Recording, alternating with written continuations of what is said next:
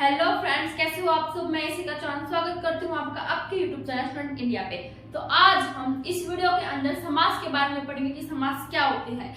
इस वीडियो में हम समाज के बारे में अच्छे से पढ़ेंगे, उसके भेदों के साथ हम उसे अच्छे से इस वीडियो में देखेंगे।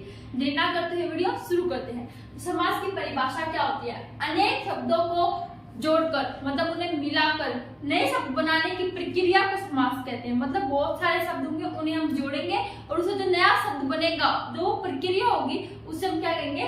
समास कहते हैं। ठीक है, यह परिभाषा जैसे यही देख लो, यथाशक्ति, शक्ति के अनुसार। तो यथाशक्ति कैसे बना? शक्ति के अनुसार। राजपुरुष, राजा का पुरुष। पीतांबर, पीले हैं अंबर जिसके, मतलब जो पीले वस्त्र पहनता है उसके बारे में इसमें बात की गई है। तो ये है हमारे क्या समाज की परिभाषा। मैंने उदाहरण इसमें से ही लिए हैं। ये जितने उदाहरण है आपको इसमें देखने को मिल जाएंगे। पीतांबर भी है यहाँ पे, क्या था? राजपुरुष भी है, यथाशक्ति पर। बस अब ये जो मैंने लिए हैं ये इसके भेदों से लिए हैं। अब जितने भी भेद हैं उन सबका जो भी उदाहरण है वो समास का उदाहरण तो है, ये हम जानते हैं, लेकिन उन्हें पहचाने कैसे कि ये उसका उदाहरण है, ये इसका उदाहरण है। ऐसे देखने के लिए हमें इनके भेदों को पढ़ना पड़ेगा। जैसे समास के कितने भेद है? 6 भेद है। अविभाव समास। अविभाव समास की परिभाषा होती है जिस समास का पहला पद प्रधान हो और प्रत्येक पद मतलब समस्त पद अवयव का काम करे, उसे हम अविभाव समास कहते हैं। जिसमें पहला पद प्रधान हो, दूसरा पद संज्ञा हो। याद रखना, दूसरा पद संज्ञा भी हो। जिस समास का पहला पद प्रधान हो, दूसरा पद संज्ञा हो और समस्त पद अवयव का काम करे, उसे हम अविभाव समास कहते हैं। अब ये अवयव क्या होता है? अवयव मतलब अविकारी शब्द जिनमें विकार ना हो सकते हैं। ठीक है, वो आपको पता ही होगा। अब वो शब्द कौन से होते हैं? क्रिया विशेषण, ये वगैरह मैंने आपको बताया था। ये सब क्या होते हैं? हमारे समुच्चय बोधक, ये सब शब्द क्या थे? हमारे अविकारी शब्द थे। अब इसमें अविकारी शब्द किसका होगा? आप लोगों ने उपसर्ग के बारे में सुना ही होगा, वो भी तो अविकारी शब्द है, उनका भी तो कभी विकार नहीं होता। तो बस इसमें आपको उपसर्ग ढूंढने होंगे। ठीक है, उपसर्ग। अवयव से याद रखना आपको इसके अंदर क्या ढूंढने हैं? उपसर्ग, अविकारी शब्द। अब इसमें देखो, यथाशक्ति, मैंने कहा था पहला पद प्रधान हो। पहला पद मतलब यथा, दूसरा हमारा क्या? शक्ति। यथा का ना कोई अर्थ है ना कुछ, इसका मतलब ये क्या है? उपसर्ग है। पहला आपने देख लिया इसमें उपसर्ग है, इसका मतलब ये क्या है? अविभाव समास है। दूसरा मैंने इसका बताया था शक्ति के अनुसार। अब शक्ति इसके अंदर मेन है यार, शक्ति के अनुसार, जो अनुसार है वो इसके अंदर मेन है। अनुसार इसके अंदर मेन है, मतलब बात किसी की जा रही है अनुसार, शक्ति के बारे में इसे बताया जा रहा है।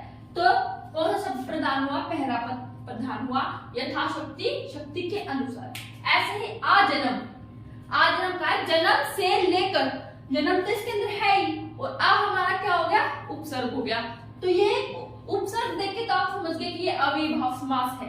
अब जन्म से लेकर, इसमें क्या है? जन्म से लेकर लंबी बात की जा रही है, और दूसरा इसमें जन्म के बारे में बताया जा रहा है ना, तो हमें बता कौन रहा है? आप, मतलब ये शब्द हमें बता रहा है किसके बारे में? जन्म के बारे में, कि जन्म से लेकर। तो इसमें कौन सा पद प्रधान हुआ? पहला पद प्रधान हुआ। घड़ी घड़ी, हर घड़ी। एक आप इसके अंदर, अब इसके अंदर कोई उपसर्ग नहीं है, इसका मतलब ये थोड़ा अविभाव समास नहीं है। आपको कुछ ऐसा भी देखना होगा, कुछ वर्ड रिपीट भी हो रहे हो, कुछ वर्ड रिपीट हो रहे हो, तो वो भी क्या है? अविभाव समास है। जैसे यहाँ पे घड़ी घड़ी क्या हो रहा है? रिपीट हो रहा है। इसका क्या है? हमारा विग्रह हम करते तो हर घड़ी, जब जो मैंने अब तक किया वो सब क्या विग्रह था। जैसे यथाशक्ति का किया, शक्ति के अनुसार। आजन्म का किया, जन्म से लेकर। घड़ी घड़ी का किया मैंने, हर घड़ी। ये सब क्या है? हमारे इसके विग्रह है। विग्रह करके हम जानते हैं कि ये कौन सा समास है। बिना विग्रह करे आप यहाँ उपसर्ग देखोगे, देखो कुछ दो वर्ड रिपीट हो रहे हैं, समझ जाओगे कौन समास है? अविभाव समास है। और एक बार समझ में ना आए तो इनका आप विग्रह करो, विग्रह करने के बाद आपको पता चलेगा कि ये कौन सा समास है, किसके अंदर कौन सा पद प्रधान है, किसके बारे में कहा जा रहा है। ठीक है, दूसरा पद संज्ञा हो, ये सभी संज्ञा है, जन्म, शक्ति, और ये तो संज्ञा है घड़ी। ठीक है, अगला आता है तत्पुरुष समास। जिस समास का दूसरा पद प्रधान हो, इसका कौन सा पद प्रधान होगा? दूसरा पद प्रधान होगा। जिस समास का दूसरा पद प्रधान हो और दोनों पदों के बीच कर्ता कारक और संबोधन कारक, मतलब पहले और आखिरी कारक की विभक्तियों को छोड़कर और जितने भी कारक बच गए हमारे 6 के 6 कारकों की विभक्तियों का लोप हो, मतलब उसमें छुपे हुए हो। प्रथम और अंतिम कारक की विभक्ति को छोड़कर बाकी सभी कारकों की विभक्ति का लोप हो, उसे हम तत्पुरुष समास कहते हैं। जैसे राजपुरुष, राजा का पुरुष, इसमें क्या है का, मैंने कहा था दूसरा पद प्रधान हो। यहाँ पे आप देखो राजा के बारे में बात नहीं हो रही है, पुरुष के बारे में बात हो रही है। पुरुष, राजपुरुष, मतलब यहाँ पे पुरुष आया है। अब आप लोग राजपुरुष कह दो, मतलब जो राजा का पुरुष है, तो बात तो उस पुरुष के बारे में हो रही है, राजा के बारे में बात नहीं हो रही। राजपुरुष खाना खाने गया, राजा खाना खाने गया है कि जो राजा का जो काम करते थे वे उनमें से कोई एक आदमी खाना खाने गया है, एक ही उनमें से गया होगा, तो मतलब राजा के बारे में बात नहीं हो रही, पुरुष के बारे में बात हो रही है। तो कौन सा पद प्रधान है यहाँ पे? दूसरा पद। राजपुरुष, राजा का पुरुष, यहाँ पे क्या है का। अब का क्या है? हमारी विभक्ति है, तो इसमें किसका लोप हुआ? विभक्तियों का लोप हुआ। का कौन सी विभक्ति है? संबंध कारक की, संबंध का के की, तो इसमें कौन सा कारक है? संबंध कारक। अब ऐसे ही जो है तत्पुरुष समास के भी कुछ भेद है। जैसे इसमें आपको दिख रहा है संबंध कारक की विभक्ति का लोप है, तो आप कह दोगे संबंध तत्पुरुष समास। जिस भी कारक की विभक्ति, मतलब जब उनका विग्रह करोगे आपको वहां पे जिस भी कारक की विभक्ति का लोप दिखे, समझ जाना वो वही कारक है, बस उसके आगे कारक का नाम लगा, तत्पुरुष समास है, कारक का नाम लगाओ और बन गया। ऐसे इसके 6 भेद हैं। कर्म तत्पुरुष, संबंध तत्पुरुष, अधिकरण तत्पुरुष और बाकी के कर्ता और संबोधन को छोड़ के जितने भी बीच के 6 बच गए वो सारे क्या है? तत्पुरुष समास के भेद है। अब उनको पहचानेंगे कैसे? उसके अंदर संबंध कारक की विभक्ति का लोप हो, उसे संबंध तत्पुरुष समास कहते हैं। इतना ही नॉर्मल है, ऐसे ही बस आपको हर एक में लगाते जाना है, ठीक है। अब आता है यश प्राप्त। यश को प्राप्त मेन क्या है? यश, सॉरी प्राप्त में है ना, यहाँ पे प्राप्त में दूसरा पद प्रधान होता है, तो यहाँ पे कौन सा है? प्राप्त में है। यश को प्राप्त, तो इसकी में बात की जा रही है, प्राप्त के बारे में बात की जा रही है कि भाई वो यश को प्राप्त है, ठीक है ना। और क्या कौन सी विभक्ति आई? को, कर्ता ने, हमें कर्ता चाहिए ही नहीं। कर्म को कौन सी है? दूसरे कार्य की विभक्ति का लोप है, तो मतलब ये कर्म तत्पुरुष समास का भी उदाहरण है और तत्पुरुष समास का भी उदाहरण है। ऐसे है कार्य कुशल, कार्य में कुशल, अधिकरण में पर, तो ये किसका है? अधिकरण कारक का उदाहरण है। यहाँ 3 कारक हो गए हमारे। ऐसे ही सारे कारकों में जिस विभक्ति का लोप हो वो उसी का उदाहरण है, ऐसे मानो, ठीक है। ये तत्पुरुष समास है। अगला आता है कर्मधारय समास। ये थोड़ा अलग है, मतलब इसमें पद जो है वो प्रधान नहीं होते। जिस समास में एक पद विशेषण अथवा दूसरा पद विशेष्य, या जिस समास में एक पद उपमेय और दूसरा पद उपमान हो, उसे कर्मधारय समास कहते हैं। अब मैंने क्या बोला आपको समझ में आएगा। विशेष्य विशेषण, मतलब विशेष्य क्या? विशेषता बताने वाला, और विशेषण जिसकी विशेषता बताई जा रही है, ये सब जानते हैं आप। और अगला है उपमेय उपमान, तुलना की जा रही है। अब यहाँ उपमेय कौन है, उपमान कौन है, वो सब आपको ध्यान से दिखाती हूँ मैं। जैसे नील गगन, नीला है जो गगन, इसका क्या है? वो क्या कहते हैं? विग्रह है, नीला है जो गगन। अब इसमें क्या बताया जा रहा है? उपमेय मतलब तुलना की जा रही है, विशेषता बताई जा रही है। ये आपको देखना होगा। नीला मतलब आसमान की विशेषता बताई जा रही है, गगन की विशेषता बताई जा रही है कि वो नीला है। अब इसमें हमारा विशेष्य क्या है और विशेषण क्या है? विशेषण जिसकी विशेषता बताई जाती है, या विशेषण किसे कहते हैं? जो विशेषता बताता है। हमने विशेषण पढ़ा था, जो संज्ञा और सर्वनाम की विशेषता बताता है उसे हम विशेषण कहते हैं। तो अब गगन, गगन क्या है? हमारी संज्ञा या सर्वनाम में से कुछ एक चीज है। अब इसकी क्या बताई जा रही है? विशेषता बताई जा रही है ना, तो ये तो क्या हुआ? हमारा विशेष्य, क्योंकि इसकी विशेषता बताई जा रही है, तो ये विशेषण नहीं हुआ। विशेषण है हमारा नील। जैसे हम पढ़ते हैं तेज, गर्मी, लंबा, चौड़ा, ये सब क्या है? हमारी गर्मी तो नहीं पर लंबा, चौड़ा, तेज, ये सब क्या है? हमारे विशेषण थे। ऐसे ही नीला, रंगों के नाम, जैसे उसका रंग काला है, पीला है, हरा है, ये सब उसकी विशेषताएं बताई जा रही है ना। तो नीला ये क्या है? विशेषण है, किसी की विशेषता बताई जा रही है, किसकी? गगन की विशेषताएं बताई जा रही है, तो ये हमारा विशेष्य है। जिसकी विशेषता बताई जाए वो विशेष्य होता है, और जो बता रहा हो वो विशेषण होता है। ऐसे नील गगन, नीला है जो गगन, इसमें विशेषता बताई जा रही है। अगला है वचनामृत, अमृत के समान वचन। किसके समान वचन? अमृत के समान वचन। इसमें क्या की जा रही है? तुलना की जा रही है। यहाँ विशेषता बताई गई थी कि नीला है जो गगन, इसमें है अमृत के समान वचन। समान मतलब उसकी तुलना की जा रही है। अब ये उपमेय और उपमान क्या होता है? अब देखो यहाँ अमृत के समान क्या है? वचन है। उपमेय और उपमान भी होता है जिसकी उसमें तुलना ही होती है, मतलब एक की तुलना की जा रही हो। अब ये मान लो मैं उपमेय हूँ, कोई और उपमान है। कोई मुझसे कहे कि यशिका उस जैसी दिखती है, मतलब मैं किसी और के जैसी दिखती हूँ, तो उपमान तो क्योंकि उसकी तुलना मुझसे की जा रही है ना, मैं तो नहीं, मतलब उसकी तुलना मुझसे की जा रही है, फिर मेरी तुलना उससे की जा रही है, तो मैं क्या हुई? उपमेय हुई। उपमान वो हुआ जिसकी मुझसे तुलना की जाए। तुलना हम दोनों की हो रही है, तुलना हम दोनों की हो रही है, लेकिन बात किसके बारे में हो रही है? यशिका उसके समान है, मतलब मुझे किसी और के समान बताया गया तो मैं उपमेय हूं। मुझे जिससे कंपेयर किया जा रहा है वो उपमान है। जैसे वह कमल के समान है, तो कमल क्या है? उपमान है, क्योंकि कमल जो है वो किसी और की तुलना में आया हुआ है, उसकी तुलना कमल से की जा रही है। ठीक है, ऐसे ही वचनामृत, अमृत के समान वचन, तुलना वचन की हो रही है, तो उपमेय क्या है? वचन है। उपमान जो तुलना करता है, तुलना कौन कर रहा है? अमृत। ठीक है, अमृत की तुलना की जा रही है वचन से, या वचन की तुलना की जा रही है अमृत से? वचन की तुलना, क्योंकि अमृत के समान वचन, तो तुलना हो रही है वचन की अमृत से। तो जो वचन है वो उपमेय है और उपमान है हमारा अमृत। ठीक है, महाराज, महान है जो राजा। अब इसमें क्या किया जा रहा है? राजा की विशेषता बताई जा रही है कि वो महान है, तो ये कौन सा है? विशेषण वाला। यहाँ पे परिभाषा आती है जिसमें एक शब्द विशेष्य और दूसरा शब्द विशेषण हो, या फिर जिसमें एक शब्द उपमेय दूसरा शब्द उपमान हो, वो क्या होते हैं? हमारे कर्मधारय समास होते हैं। मतलब या फिर विशेषता बताई जाएगी या फिर उनकी तुलना की जाएगी, ये दोनों इसके अंदर होंगे। ठीक है, द्विगु समास, जिस समास का एक पद या फिर कह सकते हैं पहला पद संख्यावाचक हो और उसमें समूह, समाहार, इनका क्या हो? लोप हो, या फिर ये सब दियों तक पाया जाए उनके बारे में उसमें हो।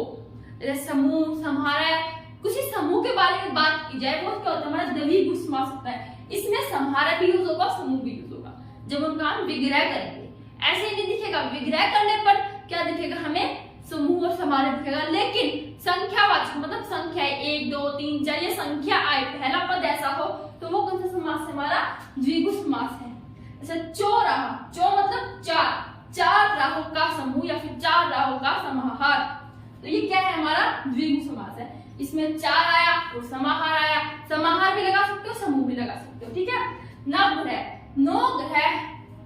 नौ ग्रहों का समूह, 9 ग्रहों का समूह, ये क्या है? द्विगु समास।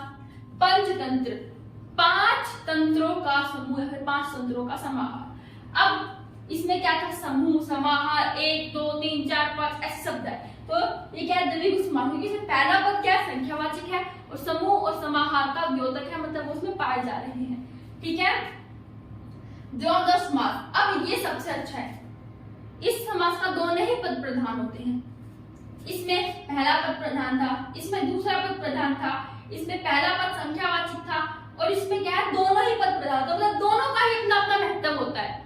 जिस समास का दोनों पद प्रधान हो और उन दोनों पदों के बीच योजक शब्दों का प्रयोग किया जाए, योजक और, किंतु, परंतु, या, ये जो शब्द है, ये सब योजक शब्द है, इन सब का प्रयोग किया जाए, वो दो समास होते हैं। माता पिता, अब इसमें क्या बनाऊंगा? अब ये भाव समास, माता के समान ऐसे कुछ नहीं बन रहा है। इसमें क्या? तत्पुरुष समास, माता का पिता या फिर माता में पिता, कुछ नहीं बन रहा।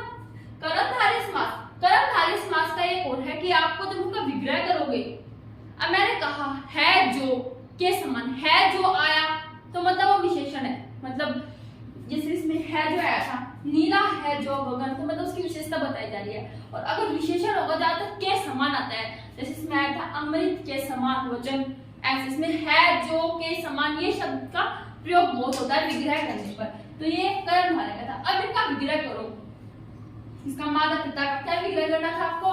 माता है जो पिता, माता के समान पिता, नहीं है ना। द्विगु समास, संख्यावाचक, कुछ है इसमें संख्यावाचक या फिर समूह या समाहार का प्रयोग हो रहा है? बिल्कुल नहीं हो रहा। मतलब ये दोनों शब्द क्या है? अपने ऊपर ही डिपेंड है। माता खुद अलग है, पिता खुद अलग है, इन्हें हम नहीं जोड़ सकते। माता और पिता क्या है? इसके अंदर योजक शब्द भी आ गया, माता या पिता। ठीक है, ऐसे पाप पुण्य, पाप और पुण्य, गंगा यमुना, गंगा और यमुना, गंगा और यमुना नदी कितनी अलग अलग है, इन्हें हम जोड़ ही नहीं सकते। पाक और पुण्य कितनी अलग अलग चीजें हैं, इन्हें हम जोड़ नहीं सकते। ठीक है, जिनमें दोनों पद प्रधान हो और उनके बीच योजक शब्दों का प्रयोग किया जाए वो होते हैं हमारे द्वंद्व समास। इसमें आप देख लो दोनों ही आए, दो बार में है, मतलब दोनों पद प्रधान होंगे, ऐसे भी आप याद कर सकते हो। बहुब्रीहि समास, अब ये समास ऐसा है इसमें कोई भी पद प्रधान नहीं होता। इसके अंदर जब हम उनके विग्रह करते हैं या फिर जब उस नाम को हम सुनते हैं तो हमें किसी और के बारे में पता चलता है, कोई अन्य किसी तीसरे को टारगेट, किसी तीसरे को लक्ष्य बनाया जाता है। इसमें ना जो शब्द है इसके अंदर उसके बारे में बात की ही नहीं जाती, कोई और शब्द है, मतलब शब्द नहीं, कोई और इंसान, किसी और के बारे में क्या की जाती है, बात की जाती है। जैसे पीतांबर, पीत है आम्र जिसके, मतलब पीले है आम्र जिसके, कौन पहला था पीले आम्र, भगवान विष्णु। इसके अंदर क्या किसी और के बारे में बात नहीं हो रही, इसमें हम सुनते पीतांबर, किसका ध्यान आता है, हमारे भगवान विष्णु का ध्यान आता है। तो क्या टारगेट कोई और है, तो ये बहुब्रीहि समास हो गया। जिस समास का कोई भी पद प्रधान ना हो और किसी अन्य के बारे में बात की जाए वो बहुब्रीहि समास होता है। पीतांबर, पीले है आम्र जिसके। गजानन, गजानन सुनते तो हमें भगवान श्री गणेश ही आते हैं। गज के समान है आनन, मतलब मुख जिसका, गज हाथी, आनन मुख, गज के समान है आनन जिसके, भगवान श्री गणेश। नीलकंठ, नीलकंठ सुनते हमें भगवान कौन से याद आते हैं, शिव शंकर जी। तो नीलकंठ, नीला है जिसका कंठ, भगवान शिव। अब इसको आप दो बना सकते हो, नीला है जिसका कंठ या फिर नीला है जो कंठ। नीला है जो कंठ आया तो ये कर्मधारय समास बन जाएगा। नीला है जिसका कंठ आया तो ये कौन सा समास बन जाएगा, बहुब्रीहि समास। अब आप अगर इनका क्या करोगे, विग्रह करोगे, जैसे आपने किया इसका पीतांबर, पीत है आम्र जिसके, तो आपको आगे लिखना पड़ेगा कि वो तीसरा व्यक्ति कौन है जिसको ये टारगेट कर रहा है। क्योंकि आप इतना ही लिखाओगे और लिख दोगे नीचे बहुब्रीहि समास तो वो भी तो पता होना चाहिए कि अन्य किसे टारगेट कर रहा है, लिखना पड़ेगा अर्थात भगवान विष्णु। इन्हें हम क्या कर रहे हैं, बता रहे हैं, हमारे लक्ष्य है इसके बारे में। ठीक है, ऐसे नीलकंठ का जैसा विग्रह करोगे वैसे नीलकंठ सुनते ही सबको बहुब्रीहि समास से ध्यान आने वाला है, क्योंकि शिव जी को हम नीलकंठ कहते हैं, सबको पता है। लेकिन अगर आप 1% से भूल भी जाते हो तो इसका विग्रह करो। अगर आपको ये याद आ जाए कि नीला है जिसका कंठ अर्थात भगवान शिव, तो बहुब्रीहि समास लिख देना। और अगर आप विग्रह ये करके आओ नीला है जो कंठ, तो कर्मधारय समास लिखना। जैसा विग्रह करोगे वैसा ही आपको समास के मतलब कर्मधारय समास और बहुब्रीहि समास में से लिखना होगा। वो आपके ऊपर डिपेंड करता है, आप कोई भी कर सकते हो, लेकिन डिपेंड ऑन किस पे, ये विग्रह पर है। जैसा आप विग्रह करते हो वैसा ही आपको लिखना होगा। ऐसा नहीं कि विग्रह इसका कर दिया और लिख लिया है तो वो गलत माना जाएगा। ठीक है, ये थे हमारे क्या समास के भेद। समास शब्दों को जोड़कर नए शब्द बनाने की प्रक्रिया को हम समास कहते हैं। अविभाव समास, पहला पद प्रधान होता है, समस्त पद अवयव का काम करते हैं, दूसरा पद संज्ञा होता है, ये हमारा अविभाव समास होता है। तत्पुरुष समास, दूसरा पद प्रधान होता है और जो दोनों पदों के बीच में किसकी विभक्ति का लोप होता है, कर्ता कारक और संबंधक कारक के अतिरिक्त, मतलब प्रथम और अंतिम कारक के अतिरिक्त सभी कारकों की विभक्ति का लोप होता है। कर्मधारय समास, जिस समास में विशेषण, विशेषण, उपमेय, उपमान का संबंध पाया जाए, मतलब ये चारों जरूरी नहीं है, किसी में विशेषण विशेषण होगा, किसी में उपमेय या फिर उपमान होगा। ठीक है, ये होने चाहिए। द्विगु समास, जिसमें पहला पद संख्यावाचक हो और समूह व समाहार का प्रयोग किया जाए। द्वंद्व समास, जिस समास में दोनों ही पद संख्यावाचक में दोनों ही पद प्रधान हो और इनके बीच में योजक का प्रयोग हो। बहुब्रीहि समास, जिस समास में कोई भी पद प्रधान न हो और किसी अन्य के बारे में बात की जाए उसे हम बहुब्रीहि समास कहते हैं। ये थे हमारे समास, बहुत इजी थे। मैंने थोड़ी थोड़ी ट्रिक्स भी इनकी बताई है कि आप इन्हें कैसे याद कर सकते हो, कैसे ये अच्छे रहेंगे। विग्रह करने पर भी, जैसे ये विग्रह करने पर समझ में आएगा, या फिर आप इनके अंदर क्या ढूंढ सकते हो, उपसर्ग ढूंढ सकते हो। रही बात इसकी, विग्रह करके देख लो, का के की कुछ ना कुछ लगा के देखो, 2 कारक हट गए, बाकी के 6 कारक बचे। जो भी कारक की विभक्ति का लोप मिले तत्पुरुष समास है और उसी का उदाहरण है। जैसे कर्म का है तो कर्म तत्पुरुष समास, संबंध का है संबंध तत्पुरुष समास, और बचा करता है कर्म को करण, अधिकरण, ये जितने भी कारक है इन सबकी विभक्ति का लोप हो तो कौन सा है, तत्पुरुष समास है। सिर्फ कर्ता कारक और संबोधन कारक को छोड़ के। अगला कर्मधारय समास, जिसमें क्या विशेषण विशेषण और उपमेय उपमान। द्विगु संख्यावाचक से याद कर लेना। द्वंद्व योजक शब्द है या फिर ज्यादातर डैश आते हैं, ये जो डैश के निशाने ज्यादातर आते हैं द्वंद्व समास। अब ये मत सोचना इसमें भी है, इसमें ये रिपीट भी हो रहे हैं, थोड़ा सा रिपीट पे भी ध्यान दे देना, ठीक है ना। बहुब्रीहि किसी और के बारे में बात होगी, कोई पद प्रधान नहीं होगा। अब इसमें पीत प्रधान है, अमृत प्रधान है, पता ही नहीं चल रहा, ठीक है। ये था क्या हमारा समास का टॉपिक। अगर आपको टॉपिक अच्छा लगा हो तो इस वीडियो को लाइक, सब्सक्राइब एंड शेयर करो। कोई डाउट हो तो कमेंट सेक्शन में बताएं। Thanks for watching my video.